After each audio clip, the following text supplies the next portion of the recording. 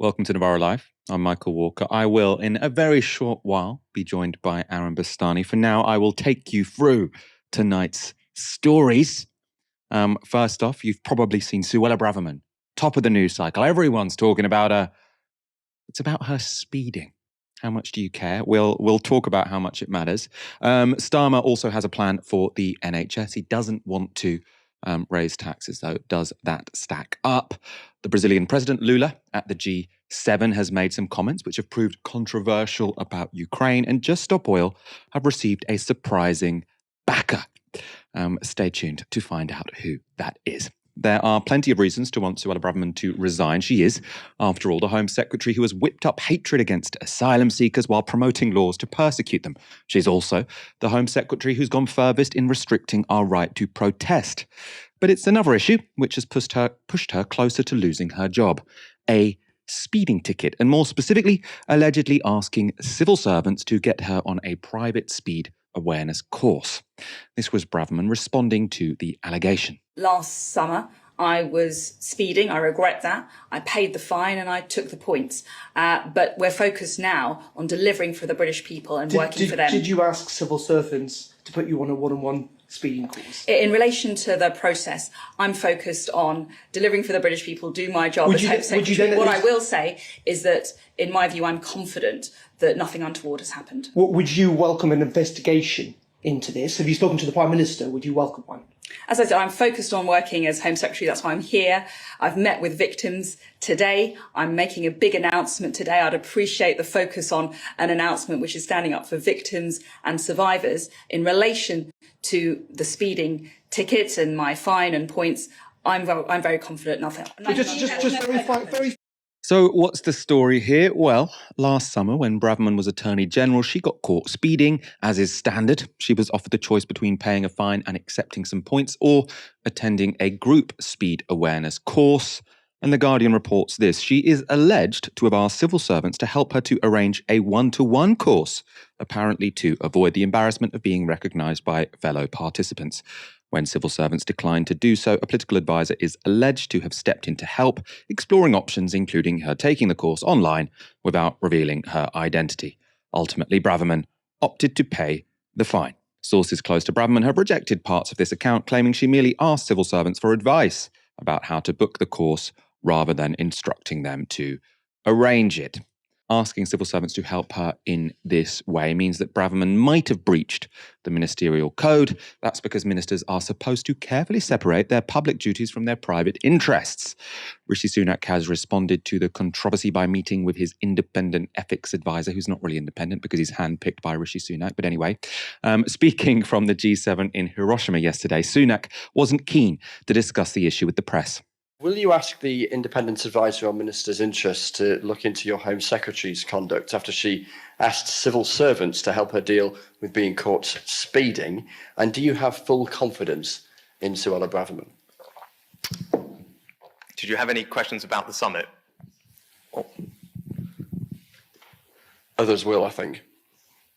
Great. Well, Chris, I don't know the full details of what has happened, nor have I spoken to the Home Secretary. I think you can see firsthand what I've been doing over the last day or so. But I understand that she's expressed regret for speeding, accepted the penalty, and paid the fine. If she's found to have breached the ministerial code, it'll be the second time that Braverman has broken the rules in less than a year. Last autumn, she was forced to resign as Liz Truss's Home Secretary after she sent an official document to another MP using her personal email account. And this morning, journalists asked if she would be standing down again. Are you going to resign, Home Secretary? She's here to stop the boats. She had the chance to make a longer point this afternoon in Parliament. As I said earlier, last summer I was speeding. I regret that. I paid the fine and I accepted the points, and at no point did I seek to evade the sanction. But let's be honest about what this is all about, Mr. Speaker. The Shadow Minister would rather distract, really, frankly, from the abject failure by the Labour Party to offer any serious proposals on crime or policing. They want to talk about this because it distracts. It distracts from the fact that they voted against tougher sentences for paedophiles and murderers. They want us to ignore the fact that Labour MPs would rather campaign to stop the deportation of foreign criminals than back our Rwanda scheme.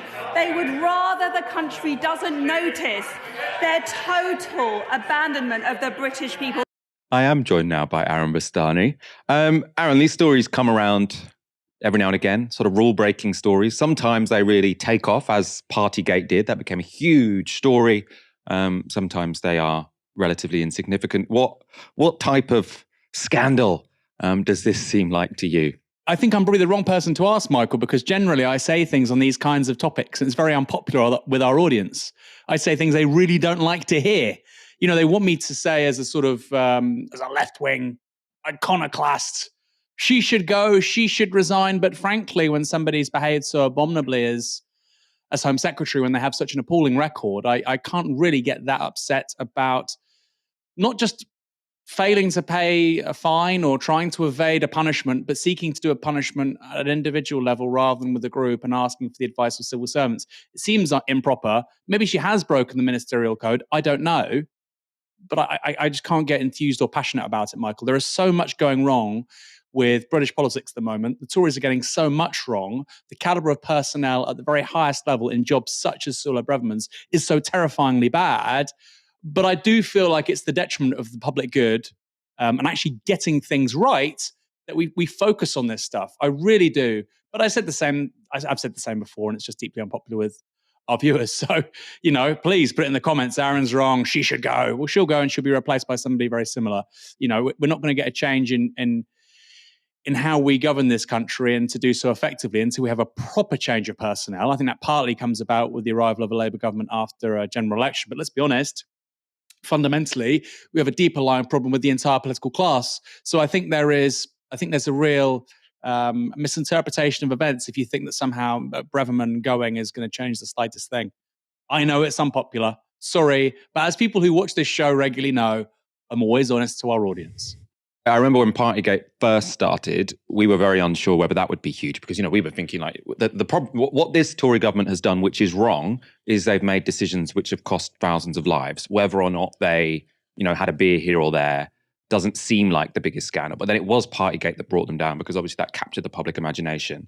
Well, it's a sort of a nice way of putting it. The public's fury in a way which I'm not sure everyone could foresee because obviously that was a very evocative subject for people. We'd been through a very traumatic experience. We'd been following rules that were very difficult for all of our lives and the Tories had been breaking them. This again, I mean, I suppose this is someone trying to, you know, play by different rules to the rest of us. Other people would have to accept a fine or go to a group session. She wanted to go to an individual session because she was, you know, a notable person.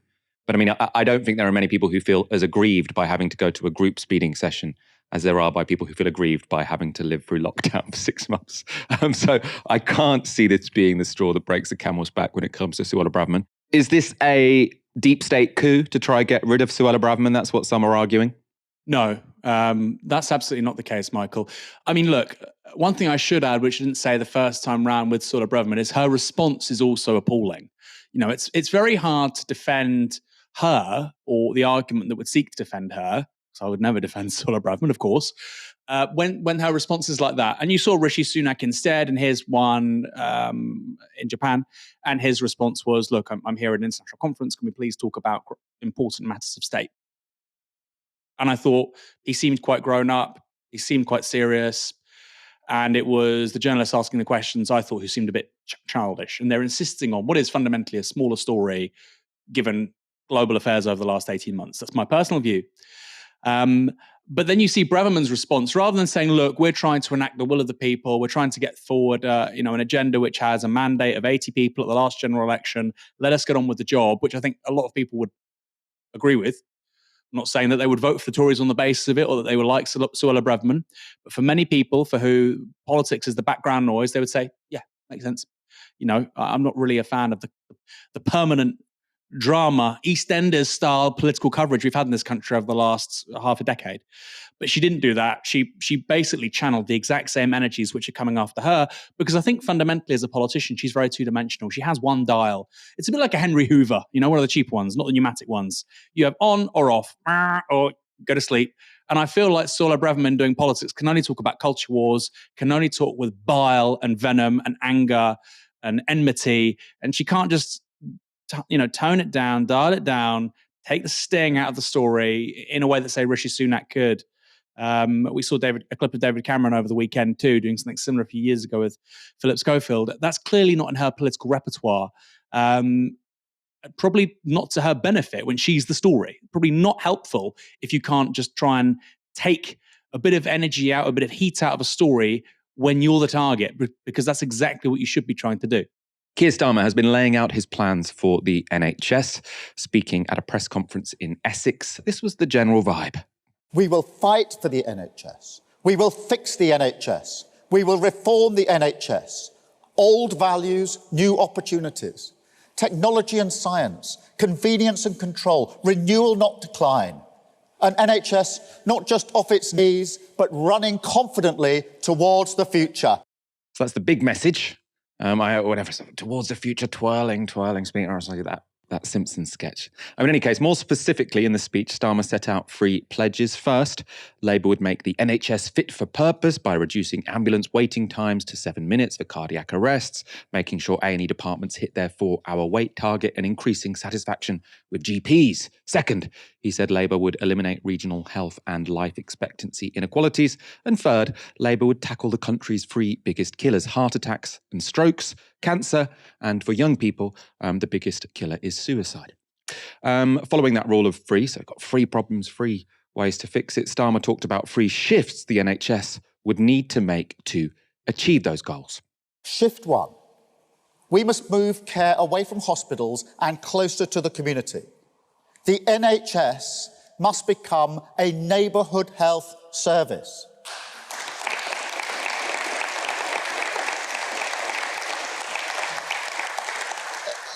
I'll put it bluntly. At the moment, we aren't good enough at treating people early in the community.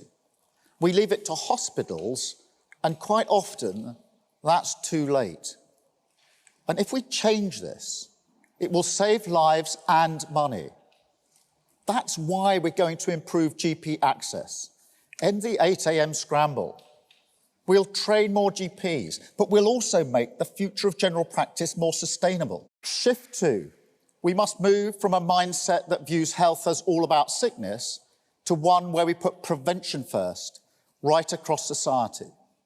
So we'll take bold action where early intervention can make a huge difference on mental health.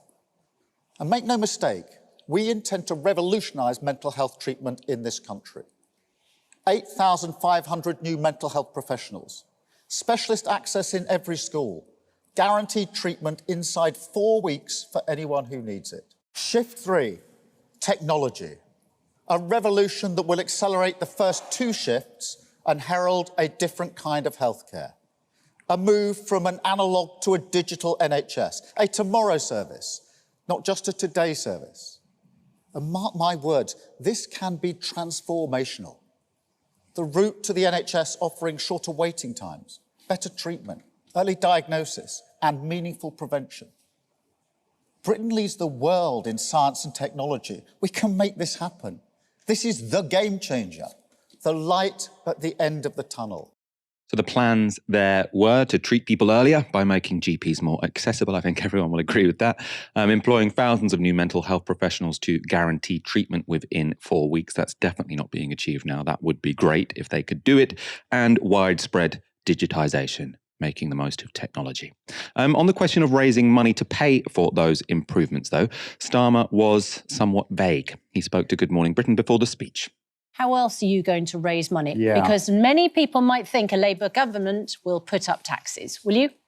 Look, where we've said we'll put up tax, we've been clear what we will do. So that's the non-dom status you've just referred. We do want to close some of the loopholes in our tax system. There's a loophole for private equity. We would close that and use that money directly to fund 8,500 mental health advisors, community-based, if at all possible, because that's, income I think, tax, where would they're it go needed. up under a Labour government? And then national No, insurance? I don't want income tax to go up under a Labour government. Tax is at a very, very high level that it is. But what I'm setting out today is acknowledging that more money does need to go into the NHS, and we'll set out in terms what You that is don't as we get want closer to the tax election. to go up. But You don't want income tax to go up. But are you ruling out No. income tax going up or national insurance? No. Look, we've no plans for increasing tax. That isn't how we've started this. But we have looked at the question of how we better use the money that's available. So Labour has no plans to increase income tax, and so instead we'll be looking at how they can better use the money that is available. Maybe it makes sense politically, but does it stack up in terms of policy? I'm joined by Chris Thomas, head of the IPPR's Commission on Health and Prosperity and author of The 5 Health Frontiers. Thanks for joining us, Chris. What do you make of the plan?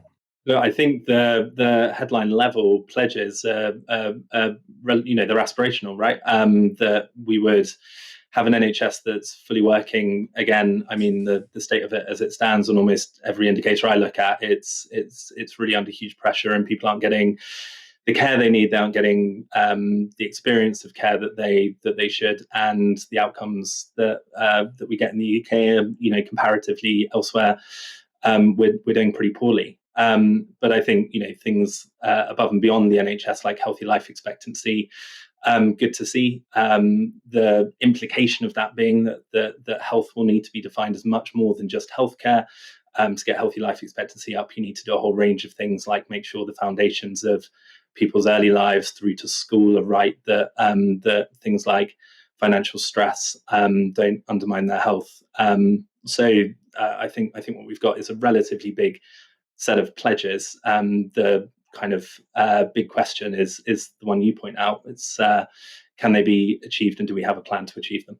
And I mean, is there any meat to what he said here? I mean, he said this is a plan. I mean, to me, I understand the politics of it. He's saying, I'm going to fix the NHS, but I'm not going to raise your taxes. And therefore, if you want to fix something, but you aren't going to, put significant money towards it, you have to say, I'm going to make it better some other way.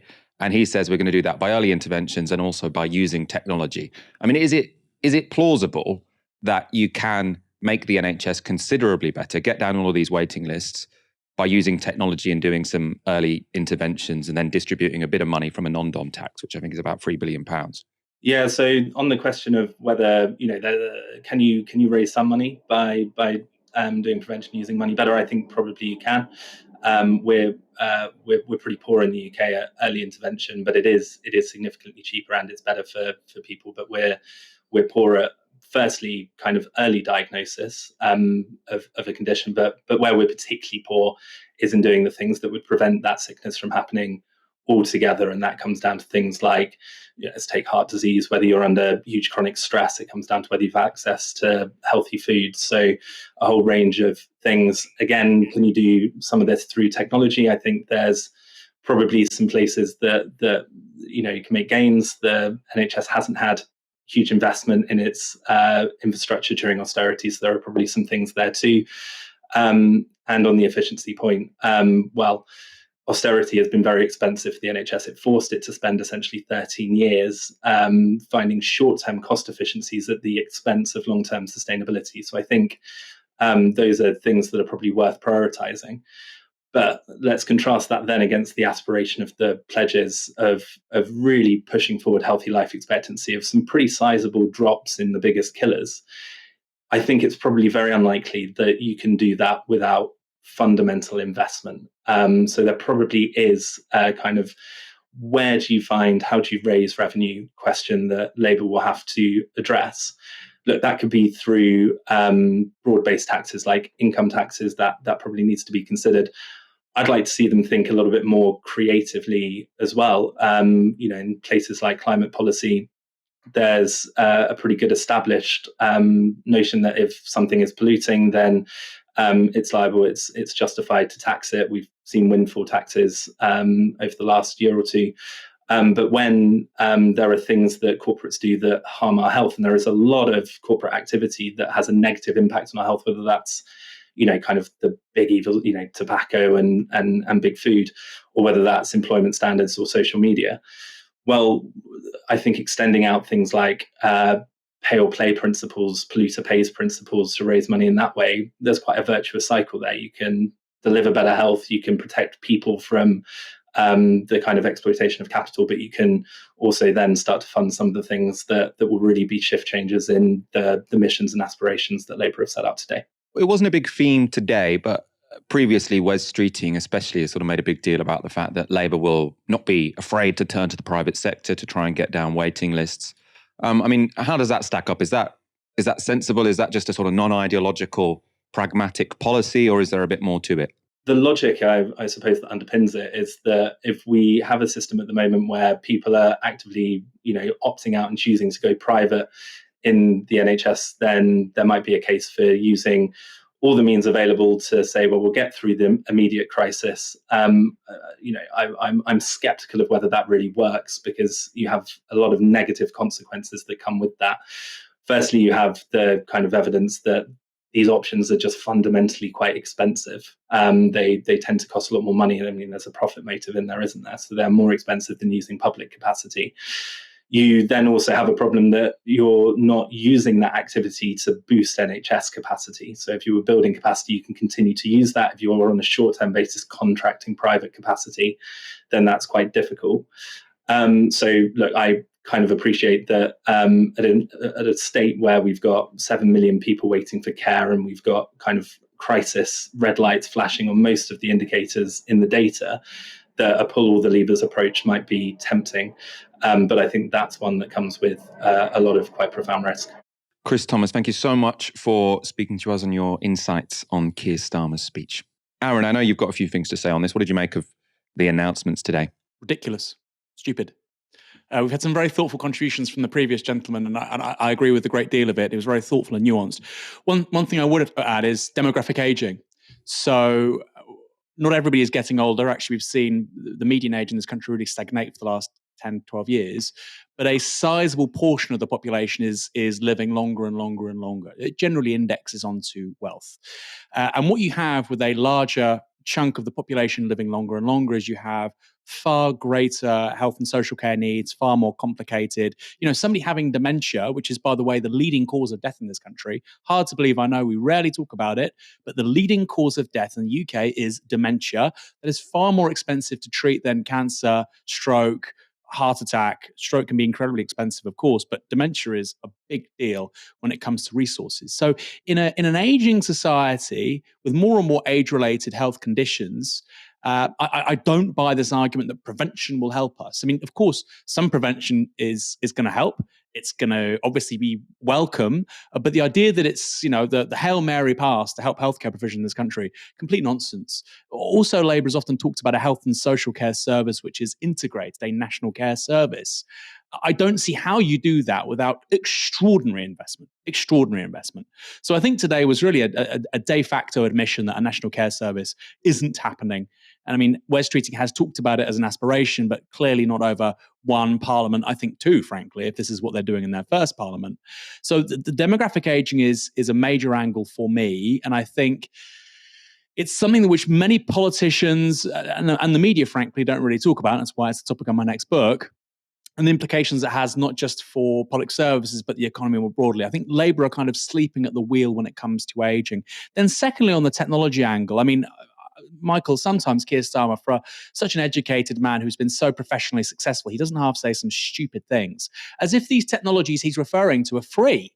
Well, we're going to save money because we're going to use cutting edge technologies. So hold on, we're going to start getting everybody's genome at birth, as we already do with some children. There's a series of pilots to do that. So basically, a child is born, you get a drop of blood, you sequence its entire genome, and you can find out for early death risks, et cetera, et cetera, et cetera.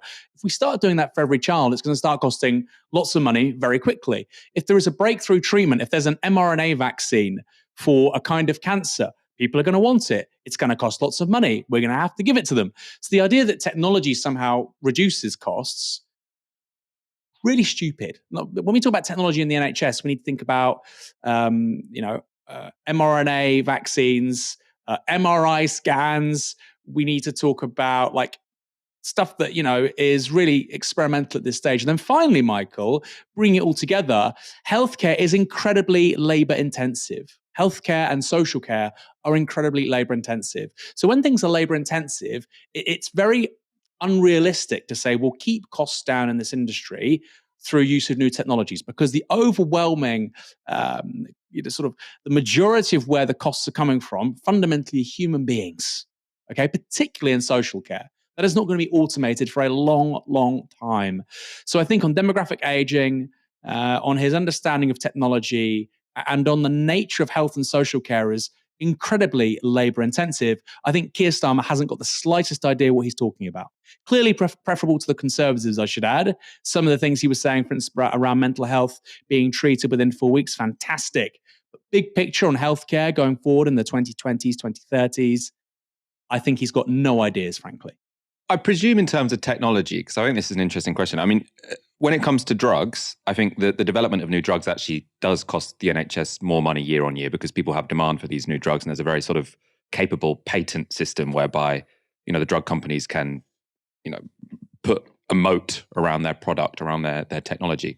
When it comes to software, is it not more likely that maybe that could save some money? I mean, I don't think it's going to be the silver bullet that saves the NHS, but when it comes to sort of looking at scans for cancer, which I think was what he was talking about today, presumably it is harder to put a moat around that. So once you get that software, that might save some time for a cancer specialist when they're trying to identify who's got cancer. On an MRI scan, which presently is very expensive, what you will see in the near future, Michael, and this is an important point, and you're partly right here, is that you have a radiologist, they're presently given the scan, and they can discern what's wrong with somebody. And what you're going to see with AI and big data and machine learning is that you'll need fewer and fewer radiologists, and basically an AI will be able to read somebody's scan ultra quickly, and almost in terms of quality control, you'd have a human overseeing it. So you're right to say, well, that means we'll be employing fewer radiologists. That's partly true. But that's not the majority of healthcare. By the way, we'll also be giving out far more MRI scans because, like I say, I have an aging population. I think that would just make that a more sort of quotidian, everyday aspect of healthcare provision. So when we talk about technology somehow being deflationary, which it can in some things, right? Like if we're talking about public transport over the next 30, 40 years, and you believe in self-driving cars, that's clearly a massively deflationary trend. But elderly care, social care, nurses, doctors, we're not automating those people anytime soon. Maybe we'll have androids doing this in 100 years, fine, which is the equivalent of a self-driving car. So the idea that technology is going to be significantly deflationary, i.e. to bring prices down in healthcare, I don't buy for two reasons. Like I said, it's A, labour intensive, but B, like you say, as an ancillary point, big pharma companies have patents on a lot of these drugs. So there could be a new treatment for a genetically inherited condition. Now, many people might not have that condition, sickle cell, but clearly the ones that do would want to be treated for it. Think about, for instance, retroviral drugs with regards to HIV/AIDS in the early 1990s. Most people didn't have HIV. The ones that did have it was saying quite fairly and honestly to people at the Reagan administration, it's our God-given right to be given this treatment, and we have to make that happen as quickly as possible. That costs the taxpayer money. So this idea that somehow technology is just going to get cheaper. No, as human science advances, particularly in medicine and healthcare, actually, no, we're going to have to attribute more resources to this because, like I say, fundamentally, it boils down to, Michael, people living longer. In 1900, life expectancy in this country was around 35. What was the average person dying of? It was infection. Today, the average person is dying because of age-related conditions. So if you're talking about preventative healthcare, you can't prevent getting older. Okay, healthcare, stroke, cancer, and like I said, dementia, all index onto age. With all of those, you're more likely to have them as you get older. So even if, for instance, you're 75 and you recover from cancer, you get to 80, you're very likely to have a stroke. You get to 85, you're very likely to have heart disease. You get to 90, you're very likely to have dementia. Because as we grow older, the risk, the probability of all of these conditions increases exponentially. And I'm not using that word sort of, randomly like people seem to use it. It does increase exponentially as you get older. So a population where many, many people are in their 80s, 90s and beyond will be incredibly expensive to look after, care and keep. And I don't think Labour's being honest about that with the kind of rhetoric we saw earlier on today. All of this means that we will have to pay more tax. If you've got a dramatically aging population, so more people who aren't of working age, the dependency ratio is higher. That's sort of the wonky way of saying it, and you will have to pay more tax, and they should probably be honest with us about that. World leaders have been meeting at the G7 summit in Hiroshima, Japan. A major topic was, of course, the war in Ukraine. Ukrainian President Volodymyr Zelensky turned up himself. He was there to ask the leaders of the group of seven, so that's France, Germany, Italy, the US, Canada, Japan, and the UK, plus the EU, to pledge more financial support for the country's war effort. After the meeting, US President Joe Biden announced one of the outcomes. Today I'm announcing the next tranche of U.S. security assistance to Ukraine, a package that includes more ammunition, artillery, armored vehicles to bolster Ukraine's battlefield abilities. And the United States continues to help Ukraine respond, recover, and rebuild. And we're also supporting your pursuit of a just peace, just one aspect of Ukraine's sovereignty and territorial integrity. It has to be non-negotiable. It just has to happen. So that was Joe Biden reaffirming the US position that Ukraine's territory is non-negotiable when it comes to ending the war. That's a position held by most Western leaders. And Rishi Sunak made a similar pledge in Parliament. Putin should know that we are not going anywhere. Yeah. And we know that Ukraine will not only win the war, but can and will win a just and lasting peace, based on respect for international law, the principles of the UN Charter, and territorial integrity and sovereignty. But it wasn't just G7 leaders at the summit. Brazil's President Lula was there too. He has a different view about how to broker peace in Eastern Europe. Last month, Lula made these comments in Brazil. The United States needs to stop encouraging war and start talking about peace. The European Union needs to start talking about peace, so that we can convince Putin and Zelensky that peace is in the interest of the whole world. That led to the US accusing Lula of parroting Russian propaganda, and it earned him a rebuke from Ukraine. Later in Portugal, he clarified his position. Eu nunca igualei os dois países porque eu sei o que é invasão, eu sei o que é integridade territorial. E todos nós achamos que a Rússia errou e já condenamos em toda a decisão da ONU. Mas eu acho que é preciso agora, a guerra já começou, é preciso agora parar a guerra. That's a much softer view, but it's still one that puts a negotiated peace front and centre. And in a sign that things remain frosty between Lula and Ukraine's president, this is what happened when Zelensky arrived at the G7 summit. As you can see, world leaders clamoured to shake Zelensky's hand, but not Lula, who stayed firmly in his seat. Lula has consistently called for a ceasefire in Ukraine to allow talks to take place, and the Brazilian president was also due to meet Zelensky for bilateral talks, but the Ukrainian leader didn't turn up. Apparently, there was a scheduling conflict. When it comes to the war, Lula isn't alone in his approach. Two other guests at the summit, India and Indonesia, also called for peace without endorsing the G7's position. With Brazil, those three countries represent a quarter of the world's population, and South Africa and China have stopped short of supporting an all-out victory for Ukraine as well. Fundamentally, with countries like India, Brazil, China, less so China. China's already arrived as a major power, but Brazil, Indonesia, India, they are trying to really maximize their interests. And I think, and it's a fair point to make, and it was made in an article in the Weekend FT, in fact, which is to say, look, you like to talk about the international community, but it works both ways. Brazil is a country of 200 million people, and yet nobody ever talks about it being a member of the UN Security Council. The same with India, 1.4 billion people, rising power. Its economy is going to overtake Germany and the UK and eventually Japan relatively soon. It's already overtaken the UK, I think. But Germany and Japan, over the next decade, nobody's saying that India should be on the Security Council as a member of the international community. So from an Indian or a Brazilian or an Indonesian perspective, I can understand how it's very grating how basically they're not really given the appropriate way they should have in international affairs, and yet they're just ordered to get in line with regards to whatever the United States or Europe says. Now, that's not to say that, Lula should oppose, Ukraine. I'm not suggesting that for a moment. But I think that's the context here. And I think it's often not mentioned enough in the West, is that we have a highly asymmetric distribution of power in terms of our international economic and political architecture. From the UN to the World Bank to the IMF, highly, highly, highly asymmetrical. To the fact that the US dollar is the global reserve currency. And I think countries like India, Brazil, Indonesia, quite fairly say, well, why should we go all in on a global order which doesn't really confirm our interests. I think that's quite a reasonable, rational thing to do. And frankly, Lula da Silva has been elected he just about beat Bolsonaro by the Brazilian electorate. It's a country of 200 million people. That's a hell of a lot more authority and legitimacy than the think tankers and the SPADs and the advisors and the pundits, the Beltway in Washington or in SW1 in London. And I think people should respect that a little bit more.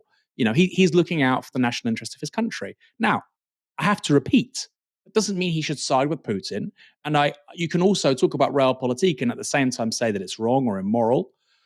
But really, I can understand why a Brazilian statesperson or an Indian statesperson would want to drive a hard bargain in terms of supporting a position against Russia here. I do understand it. And I think you have to be a little bit naive if you don't. This seems to me like realism from those countries and, the sort of moralistic language we often hear from the West, why Ukraine is different, is because it's an explicit challenge to the rules-based order. And the rules-based order essentially means the status quo imposed by the West for the past 70 years. So while I think Russia's invasion of Ukraine is a crime of aggression, I think it's completely outrageous.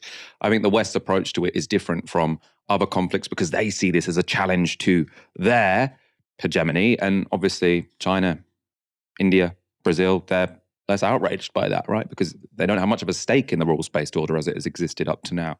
Of course, so it's not just the G7 leaders that are irritated by Lula's attempts to start peace talks between Russia and Ukraine. It's also G7 journalists like Paul Mason, if we can still call him a journalist. He posted this on social media. So it's in response to a tweet from Oliver Stunkel, who is a Brazilian journalist. He said, Lula says Ukraine's peace proposal, which includes a demand for Moscow to withdraw all its troops and for Ukraine's full territorial integrity to be restored, amounts to Russia's surrender. And Paul Mason responds, on the geopolitical stage, Lula is acting like a clown. He's making the most naked attempt to turn Brazil into a semi-colony of China and a client state for a doomed fascist regime. The next iteration of Brazil's left needs to break with this bullshit. So that's Paul Mason telling the Brazilian left what to do next. Will they be listening, do you think, Aaron? Michael, correct me if I'm wrong. I don't think Lula lost an election in the 21st century. You correct me if I'm wrong. No, He's the most successful left-wing leader anywhere in the world.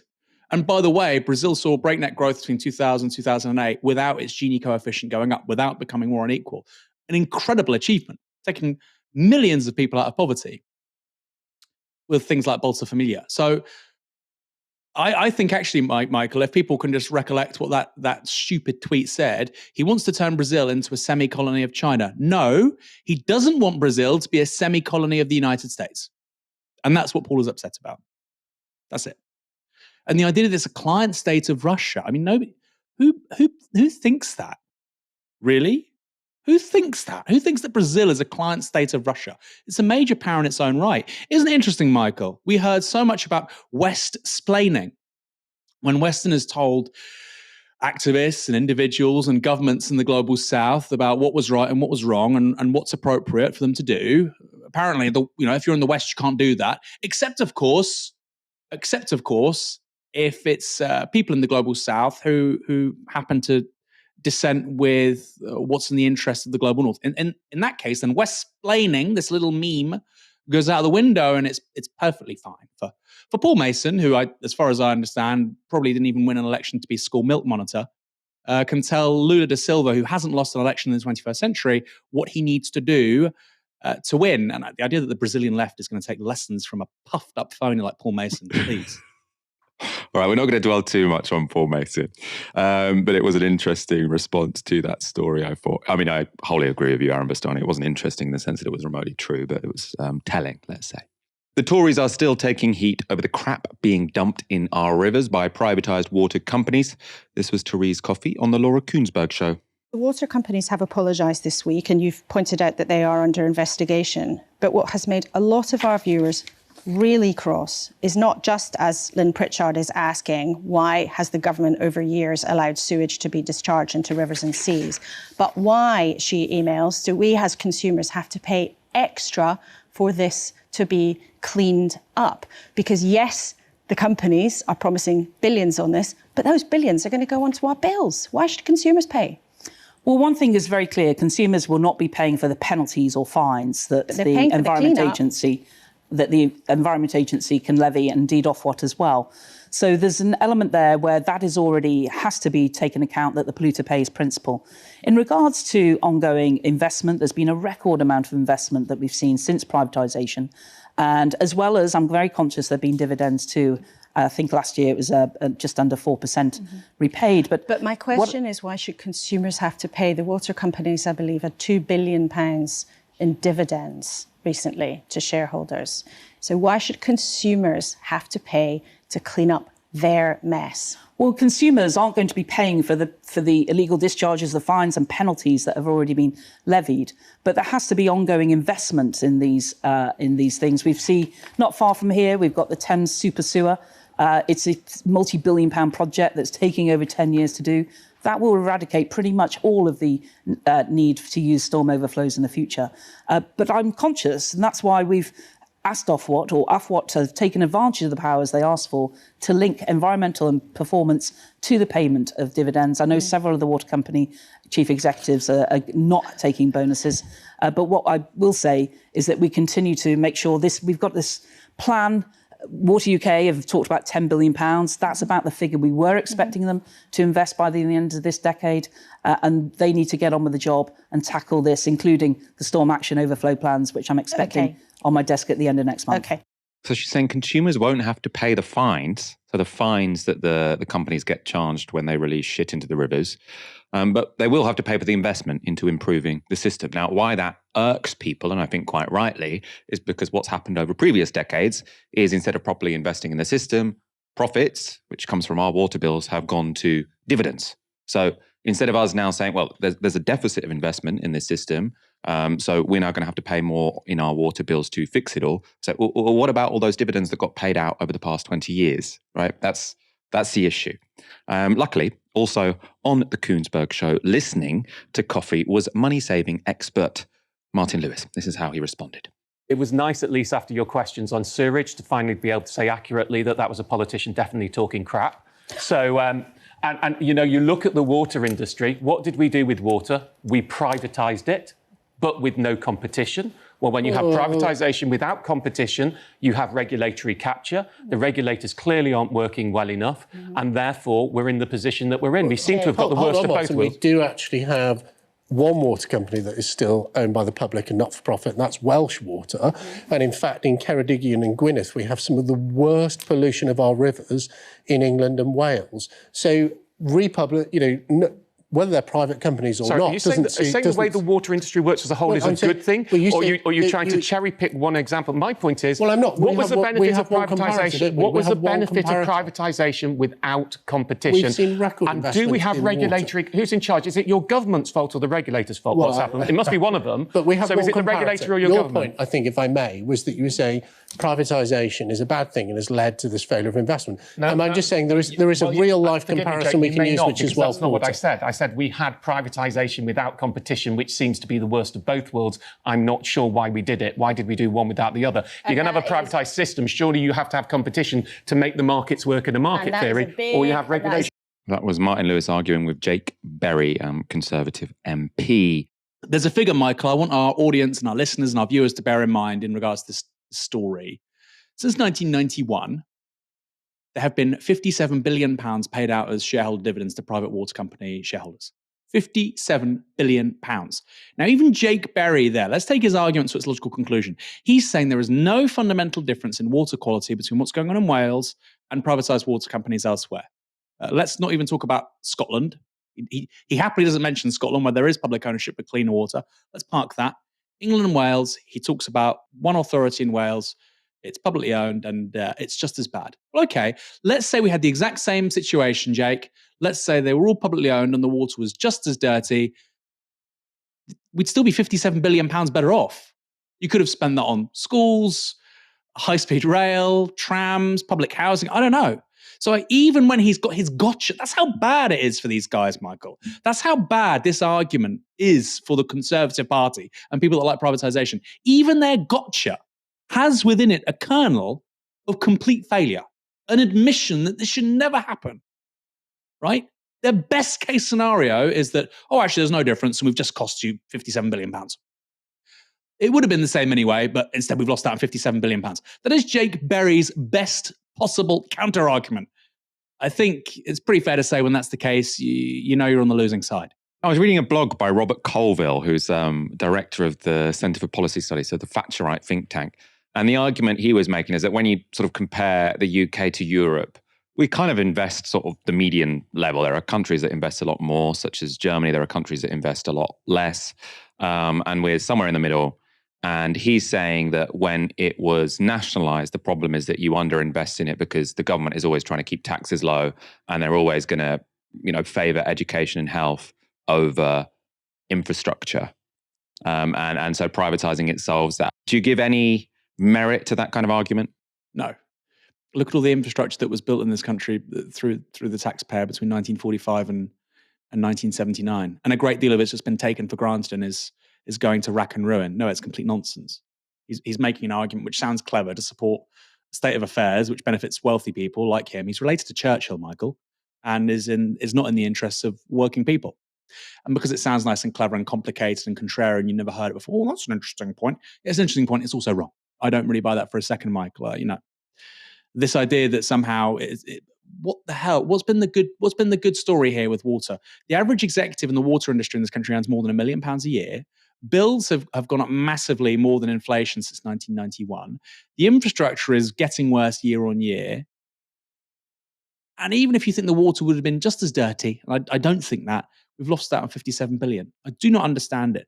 And particularly in the case of the issue with Wales and Wales having, also dirty water, it is important to say that the leading cause of effluent and crap going into rivers is animal agriculture, particularly things like chicken farming. So the reason why the River Hay is really, really suffering in terms of freshwater fish is because of ginormous chicken farms built on to the river over the last 10 years, and they're destroying wild ecosystems there.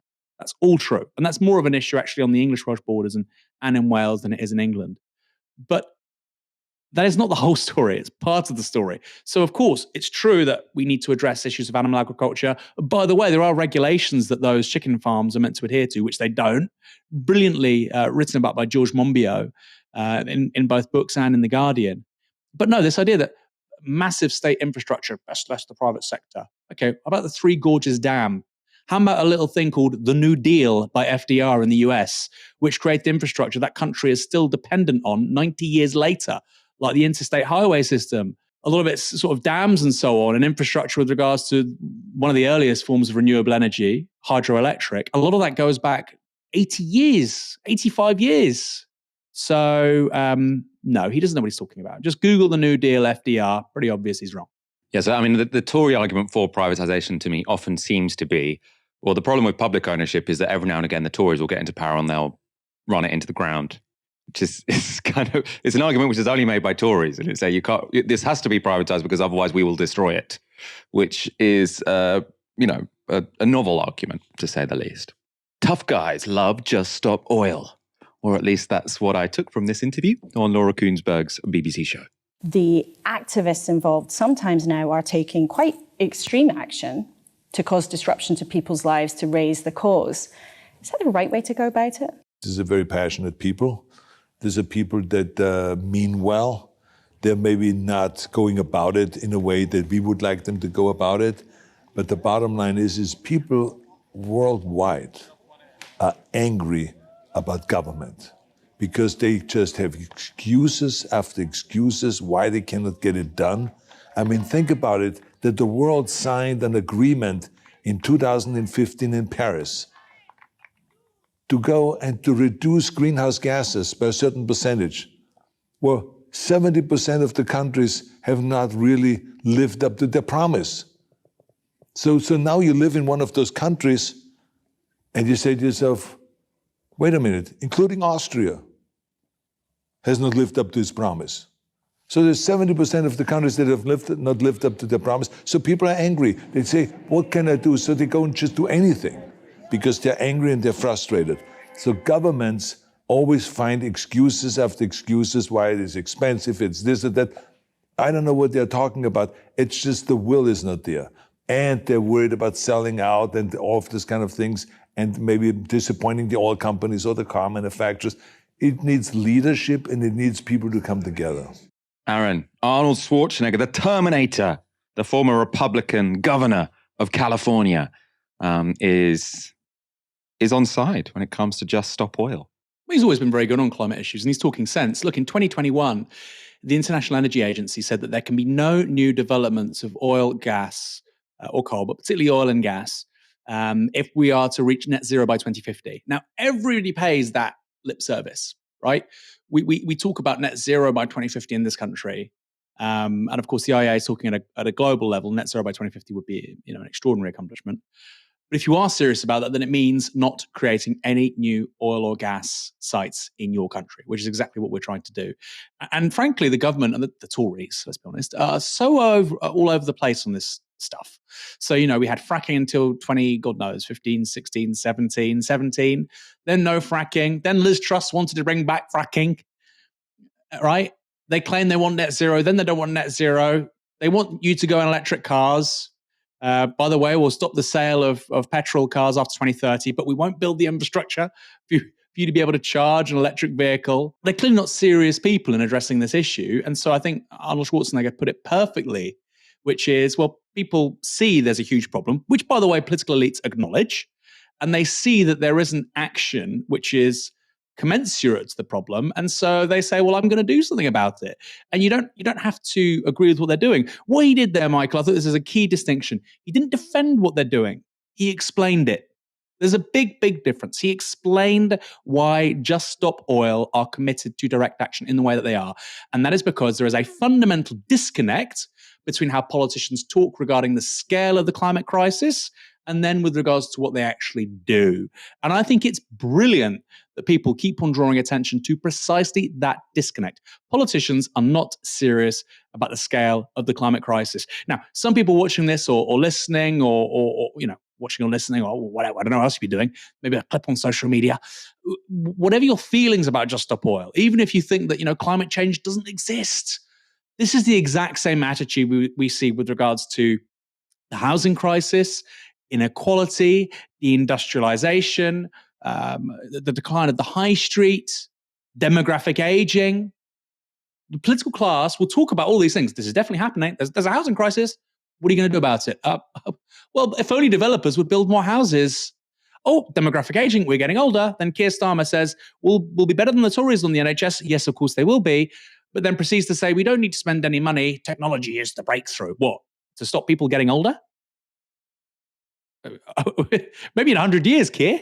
We won't be around to see it, sadly. So I think that disconnect needs to be highlighted by activists again and again and again and again and again. It's a serious issue. You say as much, and yet you don't act accordingly. So technology, I suppose, might solve the problem of the cost of an aging population, but it could do it via AI by killing us all early. Aaron, is that a good segue to the interview you conducted on Sunday for people to check out on Downstream? Yeah, well, arguably. I mean, look, there is one way that you can address demographic aging via technology, and that's obviously to stop the aging process. And there are some people in Silicon Valley who are on that train, Michael. The only way that we can keep down care costs for healthcare is to literally stop aging. Sounds great. Probably not happening anytime soon, but it's an interesting field of research. Equally wacky, and here comes a segue, until recently, was AI. Two kinds of AI we talk about in that interview, Michael.